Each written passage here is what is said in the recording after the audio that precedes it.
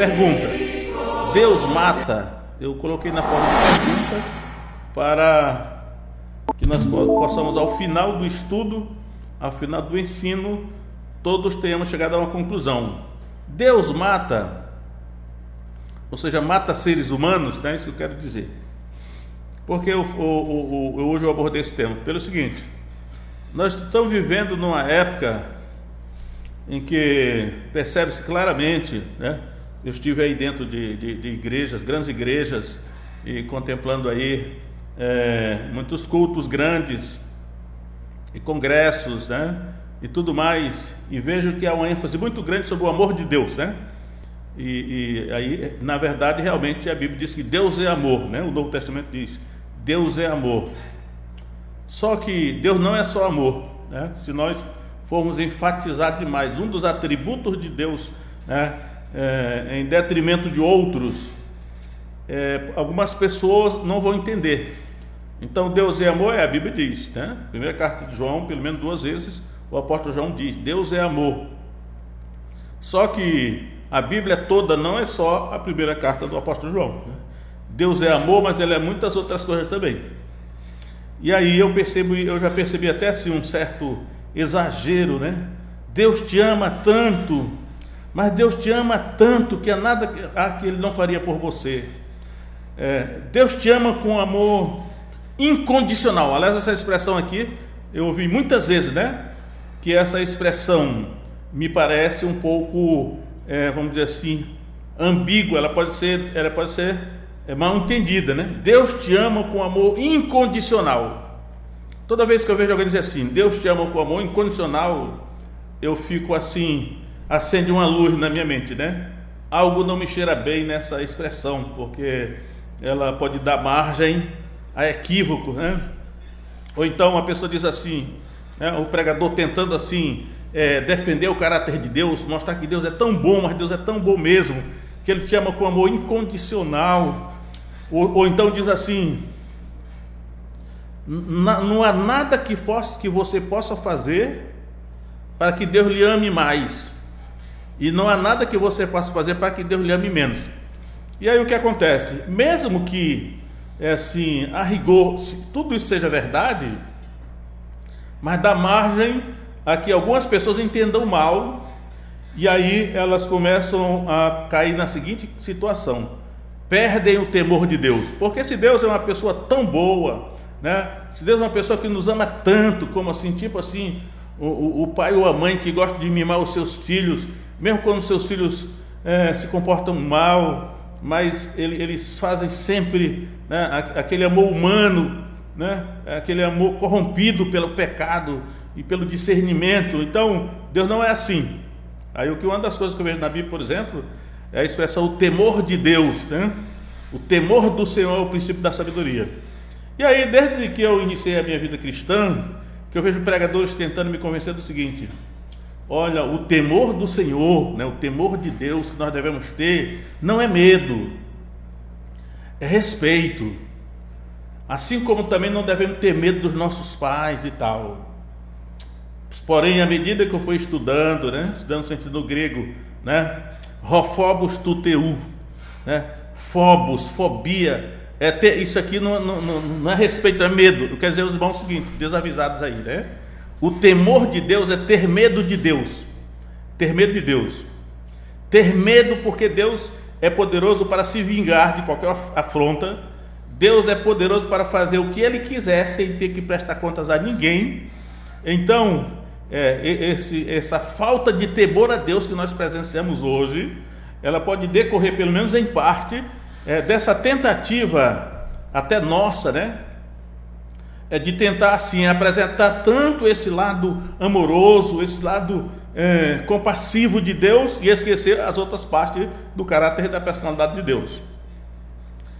E naturalmente a gente estudando sobre pregação, homilética, todos esses cursos assim, né, os nossos professores dizem assim: é melhor pregar sobre o amor de Deus do que sobre a ira de Deus, né? Só que isso aqui, eu acho que todos os cursos que eu fiz na questão sobre pregação, livro sobre pregação, todos dizem isso: é melhor pregar sobre o amor de Deus do que sobre a ira de Deus. Só que quando eu olho para a Bíblia, eu não vejo nada disso, né? Eu vejo a Bíblia sempre apresenta os dois lados da proposta. Jesus disse assim: ide por todo mundo, prega o evangelho a toda criatura. Quem crê e for batizado será salvo. Quem, porém, não crê será condenado. Então, não vejo na Bíblia essa distinção. O que Paulo diz é assim: pregar todo o conselho de Deus, né? Ainda diz assim: não omitas uma só palavra. Acho que é isso aí que Deus fala para Jeremias. Então, nós percebemos ter o equilíbrio. E mesmo correndo o risco de ser mal interpretado, mas eu preciso ser fiel, né? E pregar para os irmãos a palavra de Deus. É o que eu vou procurar fazer hoje desse tema. Deus, ele mata seres humanos? Então você tira aí as suas conclusões, né? Vamos ver aqui. Gênesis capítulo 38. Gênesis capítulo 38. Vamos ler a partir do primeiro versículo, né? Que diz assim: e aconteceu no mesmo tempo que Judá desceu de entre seus irmãos e entrou na casa de um homem de Adulão, cujo nome era Ira. E viu Judá ali a filha de um homem cananeu, cujo nome era Sua, e tomou-a por mulher e entrou a ela. E ela concebeu e deu à luz um filho, o qual chamou E tornou a conceber e deu à luz um filho, o qual chamou Onã. E continuou ainda e deu à luz um filho, o qual chamou Selá. E Judá estava em Quezibe quando ela o deu à luz. Judá, pois, tomou uma mulher para o seu primogênito, cujo nome era Tamar. Porém, o primogênito de Judá, era mau aos olhos do Senhor, por isso o matou. Aí eu chamo a atenção isso aqui. Porém, o primogênito de Judá era mau aos olhos do Senhor, por isso o Senhor o matou. É claro que eu estou consciente de que eu estou lendo a Bíblia, cuja revelação, creio eu, é progressiva. Estou no primeiro livro da Bíblia, que é o livro de Gênesis, naturalmente dentro da própria Bíblia.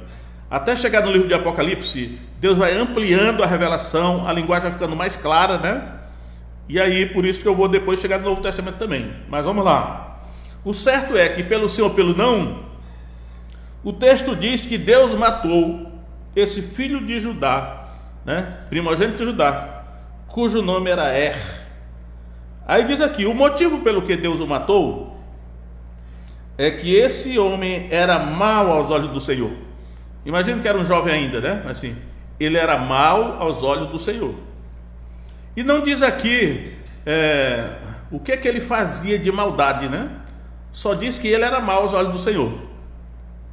Ainda hoje eu lendo na minha Bíblia, no primeiro livro de Samuel, quando Samuel vai ungir a Davi lá na casa de Jessé, que se levanta Eliabe e que Samuel se impressiona com a aparência de Eliabe, primogênito de Jessé, e com a sua estatura. Aí Deus fala para ele assim: não se impressione com a sua aparência nem com a sua estatura, porque eu o rejeitei. Ele diz assim: eu o rejeitei, né? Depois até, noutra mensagem, pode ser porque que Deus o rejeitou, né? Vou dizer logo, é porque ele era o primogênito e o direito era dele.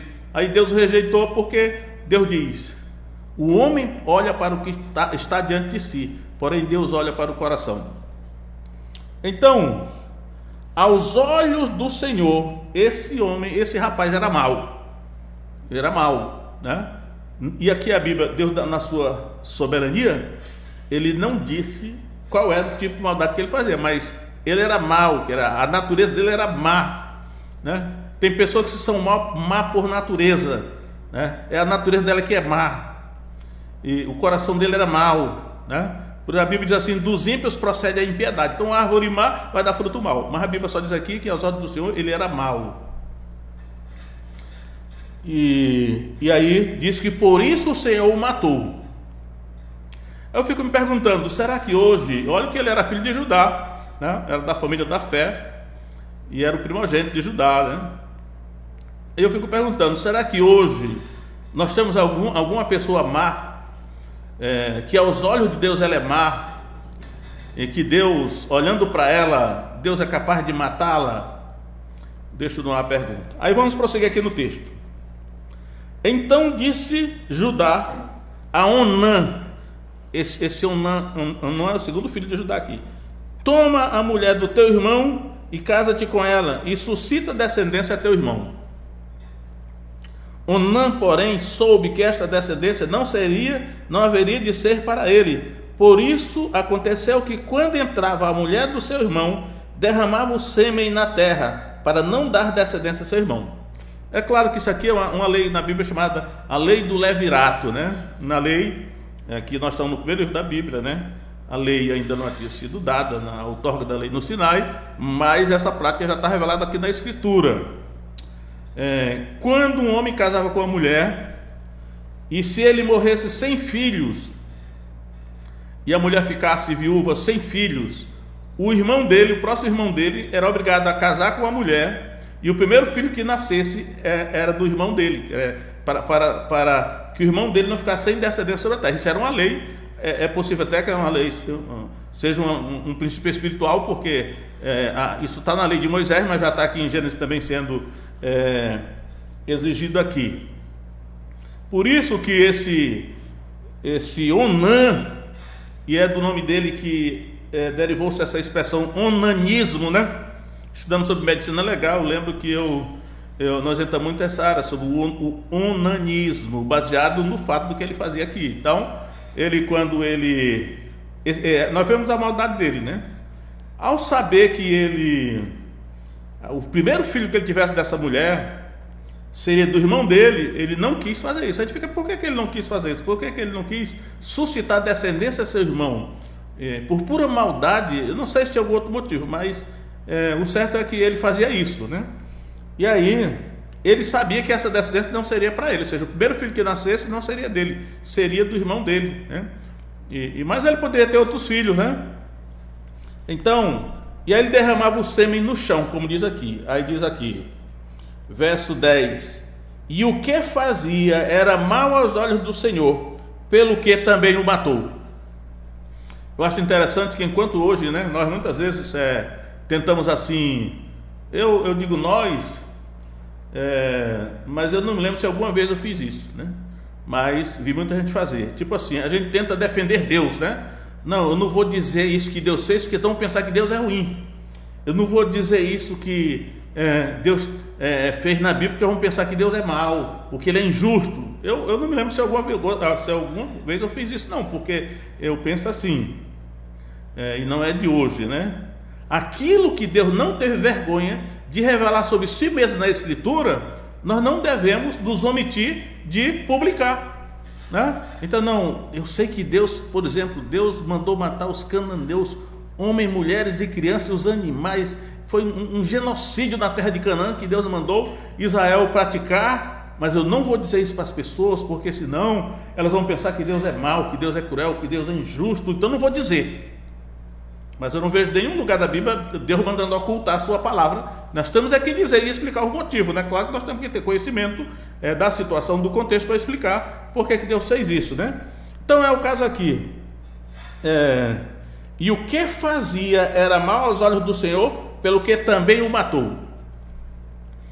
Então, aí o que acontece? Esse primeiro rapaz, a Bíblia diz que ele era mau aos olhos do Senhor, por isso Deus o matou. Mas o irmão dele, Onã, era assim: o que ele fazia era mal aos olhos do Senhor, pelo que também o matou, né? Então há uma diferença. Uma coisa é o fato de que aquele ele era mau. A Bíblia não declina o que ele fazia, e Deus o matou. Agora esse segundo aqui, o Onã, era o que ele fazia que era mal aos olhos do Senhor, né? O fato dele se recusar a suscitar descendência a seu irmão, e aí diz aí, né, que o que ele fazia era que era mal aos olhos do Senhor, pelo que Deus também o matou. Aí eu fico me perguntando assim, ora, nós temos que saber quem Deus é. Uma das coisas que os cristãos, né, nós como cristãos, devemos passar a vida toda fazendo é procurando conhecer a Deus, né? E a nossa vida é um processo de ir conhecendo a Deus, né? E aí o que acontece? Tudo que possa aumentar o nosso conhecimento a respeito de quem é Deus, é útil e é, na verdade, propósito de Deus para nós. Então, nós devemos pensar assim, creio eu. Já que Deus é todo poderoso, a Bíblia diz várias vezes isso, né? Deus é todo poderoso, não precisa prestar contas para ninguém, e Ele é justo. Aí que é o problema. Deus é bom, mas também é justo, né? Justo juiz, a Bíblia diz. Será que nós devemos ter medo de uma pessoa assim? Ou será que não devemos ter medo? Aí nós vemos em redor de nós hoje, nós percebemos que muita gente não é só o pessoal de fora, não, é de dentro da igreja mesmo, que parece que pelo seu comportamento não tem medo de Deus, né? Não, mas Deus me ama, então não vou ter medo não. Pois é, mas está aqui o que ele está fazendo aqui. Isso aqui é conhecimento de Deus, né? Vou contextualizar mais na frente, mas aqui está. Então, essa história do capítulo 38 aqui de Gênesis, ela é muito rica. Eu gostaria de ficar falando só sobre ela, né? Tem muita informação boa, só que eu quero enfatizar só este fato de que Deus matou, a Bíblia diz claramente, Deus matou primogênito de Judá, porque ele era mau, e Deus matou Onã, o segundo filho de Judá, porque o que ele fazia era mal aos olhos do Senhor. A pergunta que eu faço e hoje, né? Existe gente má? Existe, claro que existe, né? E aí? E existe pessoas que fazem coisas más aos olhos do Senhor? Também existe. Aí eu pergunto, o Deus daquele tempo que matou aqueles dois, ele é capaz de matar hoje pessoas assim? É possível, né? Aliás, eu tenho visto, né, olhando aí, algumas pessoas morrerem, e nós não somos Deus, né? Temos que ter a humildade de reconhecer que nós não somos Deus, mas tudo leva a crer que essas pessoas foram mortas por Deus, por algo que elas fizeram. É claro que para nós isso é um escândalo, porque tem gente que aos nossos olhos parece praticar todo tipo de maldade e parece que vive muito bem e não acontece nada, mas tem outras pessoas que já acontece. Então é um risco para todo ser humano, tanto os cristãos como os outros não, né? Viver na presença de um Deus que nos ama, e isso aí a Bíblia diz, né? Deus ama todos os seres humanos, Deus ama. Só que o amor de Deus é um amor diferente, muitas vezes, do que nós pensamos que é o amor. Eu vejo muita gente assim, né? Comparando o amor de Deus pelo seu amor pelos seus filhos. E aí quantas vezes eu já vi, né? Pessoas ilustrando o amor de Deus por nós que eu digo pelo ser humano e para aqueles que o servem em particular, né? Mas eu percebo sempre uma discrepância aí, que é o seguinte: enquanto que o nosso amor humano, ele é de certa maneira limitado pela nossa condição humana, o nosso entendimento está comprometido, né, pelos nossos afetos, as nossas emoções prejudicadas pelo pecado. O certo é que eu percebo que o nosso amor pelos nossos filhos, ele pode servir de parâmetro do amor de Deus por nós, numa certa medida, mas não totalmente, porque Deus não é como nós. Deus não mima filho, né? Deus, ele é perfeito, né? Então, da mesma maneira que como ele é amoroso, ele é compassivo, ele é paciente, ele é misericordioso, mas ele também é justo. A Bíblia diz assim: o Deus é tudo isso, paciente, Deus é longânimo, ele é misericordioso, tardio a irar-se, mas de maneira alguma terá o culpado por inocente. Ou seja, não passa a mão na cabeça de ninguém. Então, a pergunta que eu quero responder é essa: Deus mata? E aí nós já vemos que esses dois aqui ele matou. Se nós formos tomar literalmente essas palavras que estão em Gênesis, né? Mas vamos avançar um pouco mais para um outro texto, desta feita agora, o primeiro livro de Crônicas, capítulo 10. Aí nós vamos encontrar a pessoa de Saul, né?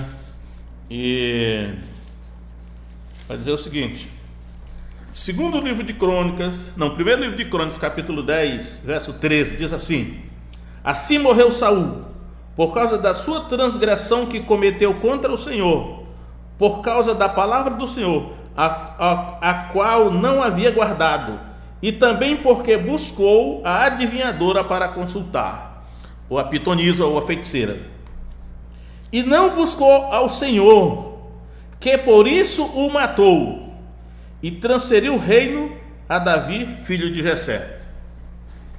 Então, novamente aqui nós vamos encontrar uma afirmação categórica da Escritura dizendo que Deus matou Saul, né? E Deus motiva aqui, enquanto que nós não sabemos porquê, sabemos só que era mal. E o caso de Onã, o que ele fazia era mal aos olhos do Senhor. Nesse caso aqui, Deus deu todos os motivos porque Deus matou Saul. E lendo a história de Saul na Bíblia, nós sabemos todos os erros de Saul, né, que estão aqui sintetizados nesses 2 versículos. E quando nós formos realmente no capítulo 10 de primeiro livro de Crônicas, ele vai mostrar como foi que Saul morreu, né? Aos nossos olhos, se nós fôssemos olhar assim, se não fosse a revelação da Escritura, nós iríamos pensar que não foi Deus que matou Saul. Afinal, quem matou Saul? Aliás, é uma boa pergunta, né? Quem matou Saul? Parece até o título de um filme, mas poderia ser o título de uma mensagem. Quem matou Saul? Porque há uma dúvida sobre quem matou Saul fisicamente. Mas sabemos que quem matou Saul foram os filisteus, mas depois vai se descobrir que na verdade foi um amalequita.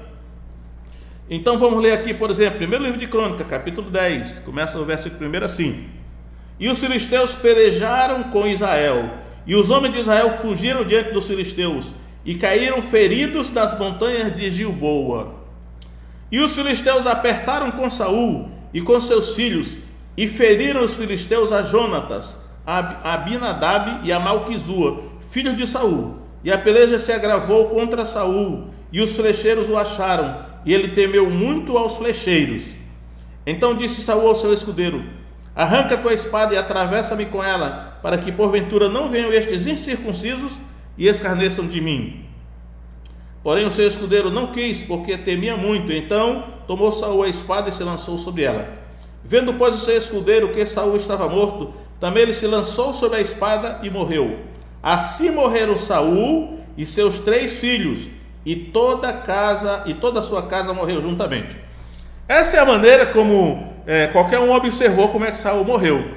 Ele morreu guerreando contra os filisteus. Embora quem deu o golpe de misericórdia nele pode ter sido um amalequita, que depois Davi mandou matar. Mas Deus está dizendo aqui, no verso 12, que foi Deus que matou Saul, e não buscou ao Senhor, que por isso o matou, e transferiu o reino a Davi, filho de Jessé. Então está dizendo aqui que foi Deus que matou Saul. Agora, imagina aqui, Deus usou os amalequitas. Deus usou os filisteus. Mas como Deus é todo poderoso, Ele faz tudo o que Ele quer. Deus está assumindo a responsabilidade aqui, que apesar que foram os amalequitas, aqueles que realmente mataram Saul, mas Deus está dizendo que foi ele, né?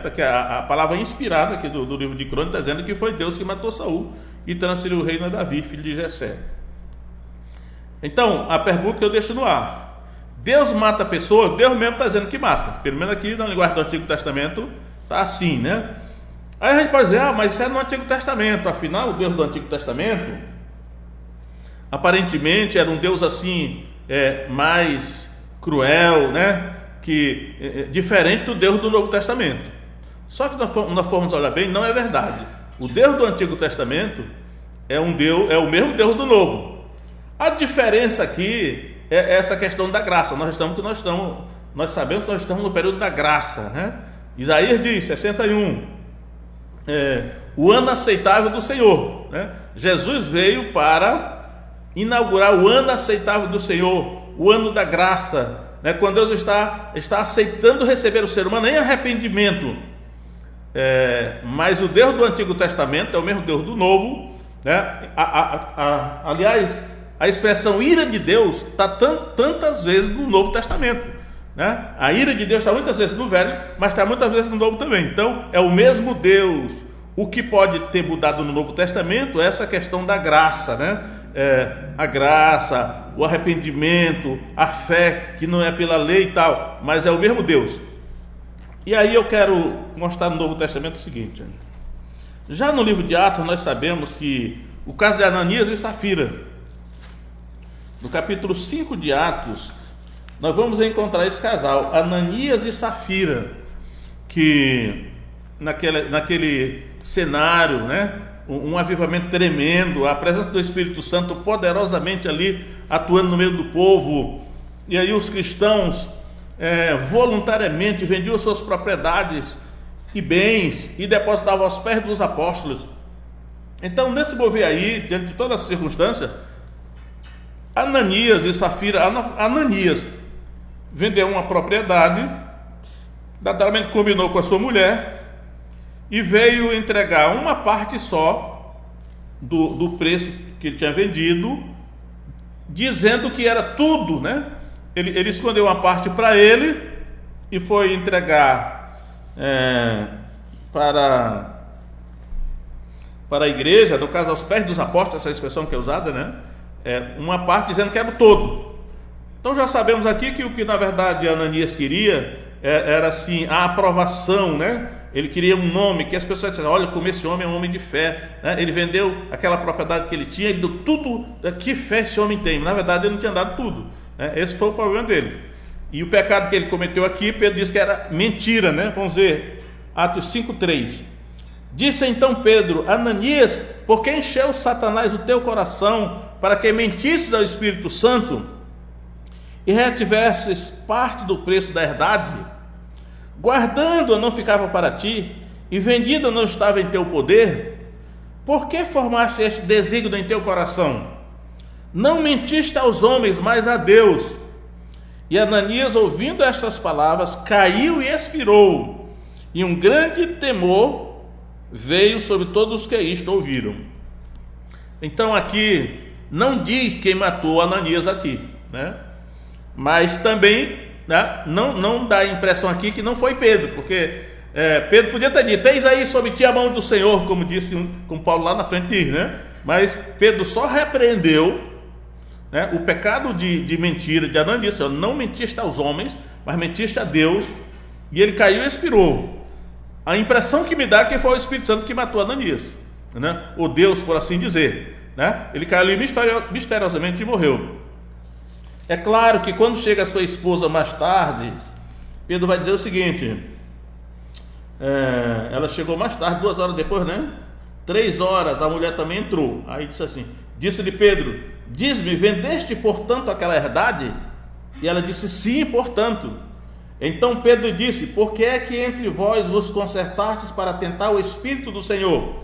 Eis aí a porta aos pés dos que sepultaram o teu marido, e também te levarão a ti. Bom, agora aí a gente vê claramente que Pedro está falando, né? É claro que Pedro aqui está cheio do Espírito Santo, né? Eu não vou dizer aqui que o Espírito Santo inspirou ele a falar isso, né? Mas ele falou, parece que ele já decretou aí que ela também morreria. E logo caiu aos seus pés e expirou. Então, pelo sim ou pelo não, Ananias e Safira morreram ali, né? E não há assim nenhum indício no texto ou no contexto que o Espírito Santo repreendeu Pedro: por que você, né, fez isso e tal. Não há, né? Sabemos que lá no Antigo Testamento o profeta Eliseu amaldiçoou aquelas 42 crianças e saíram 2 ursas do matagal e despedaçaram 42 daqueles meninos lá que estavam zombando dele, né? E aqui Pedro não amaldiçoou, mas repreendeu, né? O certo é que eles morreram ali na presença de Pedro, cheio do Espírito Santo, dos apóstolos ali. E aí fica a pergunta: Deus mata? Hoje ainda Deus mata? E eu quero dizer para você, a minha convicção pessoal, depois de todos esses anos, mais de 40 anos, é que Deus mata, né? E tem mais uma coisa: mata qualquer um. É claro que Deus não é injusto, né? Para Deus fazer algo, tem que ser algo muito grave, né? Mas devemos ter medo de Deus. Temor do Senhor significa, sabe o que é o temor do Senhor? É não pecar com medo de Deus castigar. Esse é o temor do Senhor, tá? E aí sabemos que o Novo Testamento diz assim: há pecado para a morte, por isso não digo que ore. Se alguém vir algum seu irmão cometer pecado que não é para a morte, orará, e Deus dará vida àqueles que não pecarem para a morte. Há pecado para a morte, por isso não digo que ore. Ou seja, há determinados pecados que a consequência vai ser a morte da pessoa, né? E aqui eu estou falando de crente já, né? Mas se for um pecado que não for para a morte, devemos orar para que Deus dê vida àqueles que não pecam para a morte. Porém, ninguém quer correr o risco de cruzar essa linha, né? Que muitas vezes alguém pode cruzar. Mas eu quero citar o Novo Testamento, uma das epístolas aqui, 1 Coríntios 5:5, né, que é aquele caso do incestuoso, aquele jovem incestuoso de Corinto, que estava envolvido com a madrasta dele, suponhamos, né? Diz aqui, 1 Coríntios 5:5, não seja entregue a Satanás para a destruição da carne, para que o espírito seja salvo no dia do Senhor. Então, nesse caso aqui, eu acho muito emblemático esse caso do incestuoso de Corinto, porque o apóstolo Paulo, com a sua autoridade apostólica, né, ele iria entregar esse jovem a Satanás para a destruição da carne. Aí ele diz, para que o espírito seja salvo no dia do Senhor, é que esse jovem seria salvo, né? O espírito dele seria salvo, ele não iria para o inferno, ele não perderia a salvação, mas ele sofreria um juízo temporal, e seria Satanás, né? Por isso que eu fiz aquela ressalva lá no Antigo Testamento, que o fato da linguagem do Antigo Testamento, quanto mais remotamente for, mais ela é assim envolvida em algumas coisas. É possível que aquele mas o Onã tenham sido mortos por Satanás, porque Deus pode ter mandado Satanás, porque na verdade Satanás é servo de Deus, né? O Satanás não é assim, inimigo de Deus. A pessoa diz, Satanás é inimigo de Deus. Satanás não é inimigo de Deus, não. Satanás é servo de Deus, ele só pode fazer o que Deus autorizar, né? A questão do livro de Jó nos deixa isso muito bem claro, né? Quem matou os 10 filhos de Jó foi Satanás. Só que para ele matar os 10 filhos de Jó, ele teve que pedir autorização a Deus, e Deus colocou limite na ação de Satanás. Deus disse assim, olha, tudo que Jó tem está nas tuas mãos, somente não toque nele. Aí o Satanás foi lá e matou os 10 filhos de Jó. Aí depois o Satanás voltou e novamente, né, ele foi falar mal de Jó, caluniar Jó. Aí Deus disse, tudo bem, você pode tocar na vida de Jó, mas você não pode matá-lo. Aí Satanás foi lá, colocou doença e pobreza em Jó. A pobreza ele já tinha colocado, né? Tirou tudo que Jó tinha, mas ele colocou doença, mas não pôde matar Jó. Então, mesmo que seja Satanás que mate a pessoa, né, e se ele matar um servo de Deus, é porque Deus autorizou. Naturalmente, Apocalipse diz que Satanás acusava os nossos irmãos dia e noite. Satanás é a figura do promotor. Ele vai nos acusar diante de Deus, vai pedir autorização a Deus para tocar na nossa vida, né? Porque a primeira carta de João também diz que aquele que é de Deus, o maligno não lhe toca. Então, mas mesmo dando esse entendimento, eu não descarto a possibilidade de que Deus mata pessoalmente, porque Deus não está limitado, né? Tantas vezes Deus exterminou nações, o próprio dilúvio de Noé, que morreu todo mundo, menos a família de Noé, o próprio juízo que vai acontecer. Então, Deus não é passivo. Eu acho que Deus se ofende nesse pensamento que muitos têm dele, dentro da igreja mesmo, que Deus é passivo, né? Quantas vezes eu já vi crente dizer assim, Deus é tão bom que ele não faz mal nenhum a nós, é nós que nos afastamos dele. Aí quando nós nos afastamos dele, nós sofremos as consequências por estar longe dele. Isso não é verdade. Deus não é passivo, Deus é ativo, ele é protagonista. Eu creio que Deus mata mesmo, não precisa nem de Satanás para matar ninguém, não. Ele tira a respiração, diz a Bíblia, ele tira a respiração e nós morremos. Então Deus não é passivo, né? Não é passivo. Eu creio que ele se ofende quando alguém trata Deus como passivo. Deus não faz bem nem mal, diz lá, né? O profeta diz isso aí. Então, o temor de Deus é necessário por isso, porque só que ele é justo.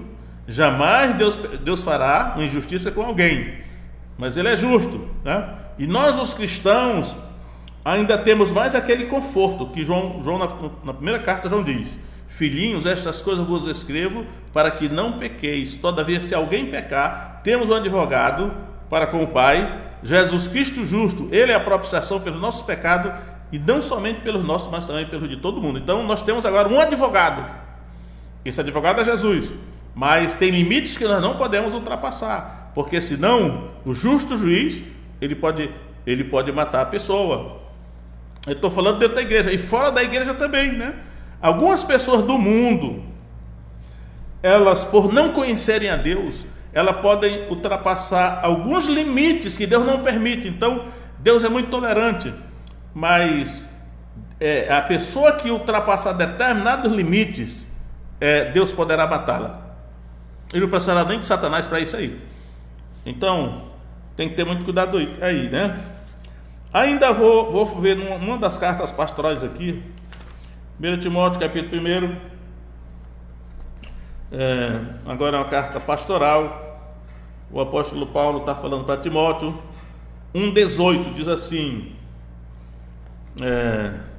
este mandamento te dou, meu filho Timóteo, que segundo as profecias que houve acerca de ti, milites por elas a boa milícia, conservando a fé e a boa consciência, a qual alguns rejeitando fizeram naufrágio na fé.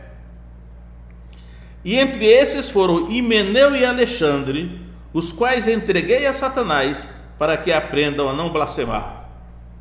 E o apóstolo Paulo, né, está aqui dizendo que ele, usando a sua autoridade apostólica, entregou esses dois irmãos, Himeneu e Alexandre.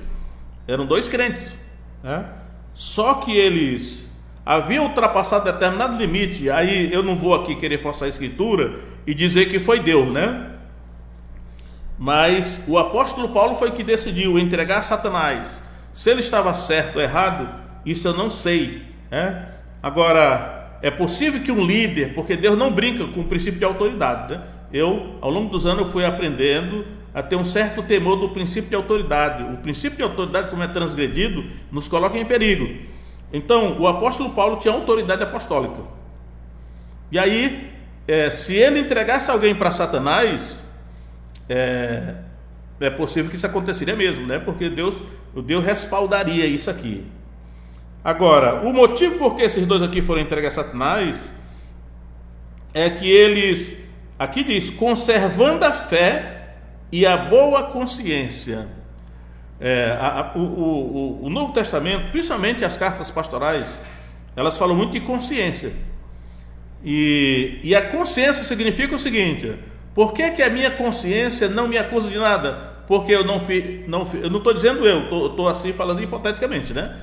A consciência de um crente, ela está em paz, ela não o acusa de nada porque ele não fez nada errado, ele não transgrediu a lei de Deus, ele não desobedeceu a Deus, ele não fez impiedade, né? Nem transgressão, nem pecado. Então, a consciência em paz é aquela consciência que está de acordo com a vontade de Deus, quer dizer, a sua consciência não lhe acusa de nada. E aqui Paulo está dizendo que esses dois aqui, por terem violado a sua consciência e não conservaram a sua fé, uma coisa pode ter a ver com a outra, ele resolveu entregá-los a Satanás, tá? E aí, sabemos que o jovem lá de 1 Coríntios capítulo 5, o incestuoso de Corinto, sabemos que ele se arrependeu. Na segunda carta, tudo indica que ele foi perdoado, né, que ele foi integrado novamente na igreja, abandonou o pecado e ele realmente não se consumou aquela questão aí. Mas a minha convicção é que Deus mata, né? Eu lembro que o sermão mais famoso da história da igreja é intitulado Pecadores nas mãos de um Deus irado. Jonathan Edwards, o líder do grande avivamento dos Estados Unidos, 1700 e tal, se eu não me engano, ele pregou aquele sermão, Pecadores nas mãos de um Deus irado. E aí ele descrevia com detalhes. Eu li esse sermão, eu tenho um livro, né? Ele descrevia com detalhes o perigo do inferno. E diz que ele dizia assim: algum de vocês aqui estão na iminência de cair no inferno. É como se Deus estivesse segurando assim uma aranha em cima de uma chama de fogo, de uma fogueira, e a única coisa que impede você cair naquele fogo é a vontade de Deus. Então, é claro que Jonathan Edwards estava cheio do Espírito Santo, ele tinha passado 3 dias jejuando, né? Estava em oração. Então, pelo que eu soube, 500 pessoas se arrependeram, né? As pessoas se agarravam nos bancos com medo de cair no inferno, havia um realismo muito grande naquilo. Mas ele estava mostrando o perigo da falta de temor de Deus. E aí, a presença do Espírito Santo tornou essa experiência real. É claro que se nós lermos o sermão escrito, não vai ter o mesmo efeito. Mas também já vi pastor dizendo assim, por falta de discernimento, né? Assim, os pregadores do passado amedrontavam o povo falando do inferno e o povo ficava apavorado. Não era nada disso, não. Não é pregadores amedrontando o povo com a chama do inferno, não. É pregadores cheios do Espírito Santo, no caso de Jonathan Edwards, né? E falando o que está na Bíblia aqui, né? Ainda não estava talvez com essa mentalidade que nós vemos muito hoje de querer, né, paparicar o povo, mimar o povo, e a teologia da prosperidade no exagero vai nessa direção aí e tira o temor de Deus do coração do povo, coisa que não é bom. É bom, né? Em 1 Romanos capítulo 3, Paulo vai descrever a condição do povo de Deus no Antigo Testamento. Ele está citando um salmo, e uma das coisas que ele diz é assim: não há temor de Deus diante dos seus olhos. Então, quando não há temor de Deus, o mundo não vai temer a Deus mesmo, embora às vezes o mundo teme mais Deus do que a igreja. Mas no caso aqui, Paulo diz lá em Romanos capítulo 3 que ele estava falando era com o povo do povo de Deus do Antigo Testamento.